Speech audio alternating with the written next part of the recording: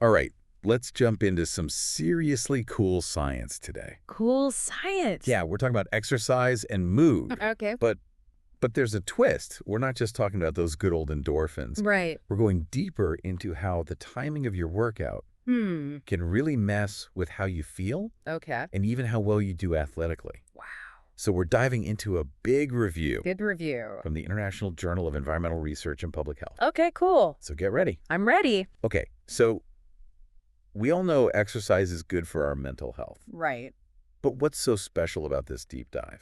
Well, it all boils down to those internal clocks we all have. Our bodies, they work on this 24-hour cycle, the circadian rhythm. Yeah. And it's not just about sleeping and waking up. It affects everything, from hormones to how we feel emotionally. Wait a second. Yeah. You're telling me my mood swings throughout the day could be because of my internal clock. Yeah, it's crazy, right? It's nuts. Yeah, and get this. Even our muscles, they have their own clocks. What? Yeah, so they might be stronger and perform better Okay. at certain times of the day. So is that why some people are obsessed with morning workouts? Right. Are our muscles prepped and ready to go right at the crack of dawn? There's definitely some truth to that, yeah. Okay. Research shows that morning exercise, especially with some sunlight, Okay. can lead to a more positive mood. Interesting. Sunlight is a powerful trigger. It influences our hormones and even our brain activity. But wait, didn't we talk about this before? Oh, yeah. About how it takes a while for our bodies to wake up? Yeah. It's something called Physiological inertia. yeah, physiological inertia. Right. So wouldn't that make morning workouts harder? You're exactly right. Yeah. So basically, physiological inertia, it means our bodies are still waking up. Right. Muscle performance, Okay. and how our metabolism works. Yeah. They might not be at their peak. So exercise can feel tougher. So it's like this battle Not that all. between those feel-good sunlight vibes Yeah. and our bodies just waking up. It is a battle. So how do we know who's going to win? Well, that's where things get super interesting and personal. Okay. It's all about your chronotype. Okay. Whether you're a morning person, a night owl, Yeah. or somewhere in between. Okay, so I am definitely a night owl. Okay. Does that mean those early morning workouts are a no-go for me? Because I sometimes seriously drag myself to the gym Right. and I feel like a zombie? It could mean that those workouts are fighting your natural rhythms. Oh, no. Pushing yourself when your body isn't ready Yeah. can make you more tired. Okay. And you might not get that mood boost Oh, I see. you're looking for. So are you saying evening workouts are the answer Yeah. for us night owls? It's definitely something to try. Okay. You might find that those afternoon or evening workouts feel more natural, Okay. more energizing, Okay. less fatigue, maybe even see improvements. Yeah. Because your body is naturally primed Okay. for activity later. Okay, that makes sense. Yeah. But what about those hardcore morning people? Mm, Are they missing out? Not really. Yeah. They might run into what's called the emotional ceiling effect. Whoa. Emotional ceiling effect. Yeah. Sounds intense. Yeah. What does that even mean? Imagine like a mood scale, Okay. the 1 to 10. Yeah. If you're a morning person, Yeah. you probably wake up feeling like an 8 or 9 already. Yeah. Morning exercise might just bump you up a little. Right. But for a night owl who might wake up feeling like a 5, Yeah. that morning workout could have a huge impact. Okay. Like boost their mood a lot. So early birds, they're already starting their day happy. Right. So the mood boost from exercise, Yeah. it's not as noticeable. Yeah, exactly. Okay. Now this brings us to another cool question. Oh, How does this affect our athletic performance? I'm listening. I never really thought about that. Yeah. Like how my mood affects how I play tennis.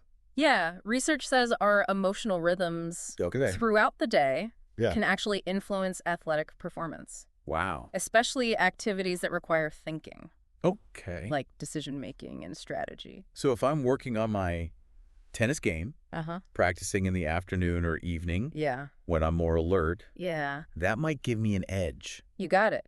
Cool. Those mental processes, Yeah. they seem to be affected by mood changes All right. throughout the day. On the Yeah. other hand, Yeah. if you're doing something more physical, Okay. like strength training Uh-huh. or running, Yeah.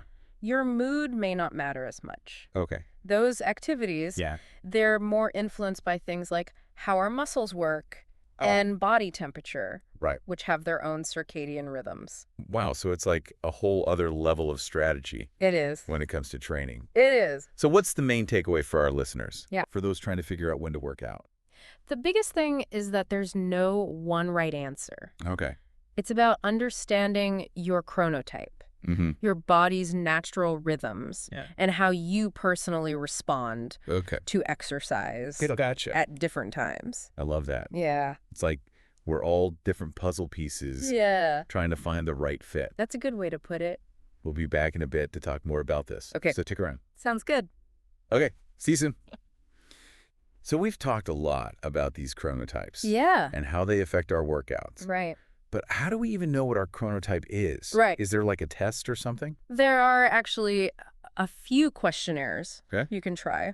Okay. One of the most well-known ones is the Morningness Eveningness questionnaire. Okay. The MEQ. The MEQ. Okay. It asks about your sleep habits and preferences, and it helps figure out if you're a morning person, a night owl, or somewhere in between. Gotcha. So if our listeners are curious, they could just look up MEQ online and give it a shot. Yeah, and there are others out there too. Okay. Like the Munich Chronotype questionnaire. Okay. The MCTQ. The MCTQ. It just shows you how much research is going on. Right. Trying to understand these internal clocks and how they impact us. That's pretty amazing. It is. Okay, so let's say you know your chronotype. Okay. But your schedule is crazy. Oh, yeah. Like, what about those of us who have to exercise at a certain time because of work or, life stuff? Yeah. That's definitely a common challenge. Yeah. Life doesn't always cooperate with our ideal exercise time. Right. But the key thing to remember is that any exercise is better than none. True. Even if you can't perfectly match your workout to your chronotype, you'll still get benefits. That's good to know. For your physical and mental health. So even if I'm a night owl and I'm forcing myself to the gym at like 6 a.m., there's still hope for me. Of course. Okay, good. Absolutely. There are things you can do to make those early workouts better. Okay. Like what? And more enjoyable. Okay. First off, prioritize sleep. Okay. Especially if you're a night owl and working out early. Right. Getting enough sleep will help reduce that physiological inertia you talked about. Yeah. So you're not fighting your natural sleep cycle as much. Okay, sleep is important. Very important. I know I need to be better about that. Yeah. So what else can we do to make those less than ideal workout times work? You can try to boost your energy before your workout. Maybe a small breakfast with some protein and carbs. Or a pre-workout routine to get you pumped up. Right. Like some music. Or some dynamic stretching. Yeah. You got to find what works for you. I like that. Okay, what about athletes? Yeah. Who are really trying to improve their performance? Yeah. Does this chronotype stuff matter for them? It can be super important for them. They're pushing their bodies hard. Yeah. If you're an athlete, I'd recommend working with a coach or trainer who gets these circadian rhythms and exercise timing principles. So they can help adjust training schedules. Exactly. Based on their chronotype. Yeah. And what their sport demands. Right. So, like, if I'm training for a marathon, talking to my coach about when I should run. Exactly. Based on my chronotype. Could make a big difference. That's awesome. It's not just about training more. Right. It's about being smart about it. Exactly. Okay. So we've talked about what to do. Yeah. If your schedule doesn't match your ideal workout time. Right. But what if you're still not sure about your chronotype? Okay. Or you just want to, like, experiment with this whole exercise and mood connection? That's where the fun begins. Oh. It's about experimenting. Okay. Pay attention to how you feel when you exercise at different times. Yeah. Do you feel more energized and focused after a morning workout? Yeah. Or do you feel sluggish? Right. Does an evening workout make you relaxed? Okay. Ready for bed? Right. Or does it keep you up? Okay. There's no right answer. Gotcha. It's all about gathering data. Yeah. About yourself. So it's like we're scientists. We are all scientists. Conducting our own experiments. Exactly. I like that. I'm already thinking about how I can change up my workouts. Yeah. To see what feels best. Good. So consistency is still key. It is. Finding a time that works for you. Yeah. Even if it's not perfect. Yeah. Is better than working out sporadically. Absolutely. Okay. That makes me feel better. Good. It's more important to exercise regularly than to stress about finding the perfect time. Yeah. Okay, but what if I do find the perfect time? You embrace it.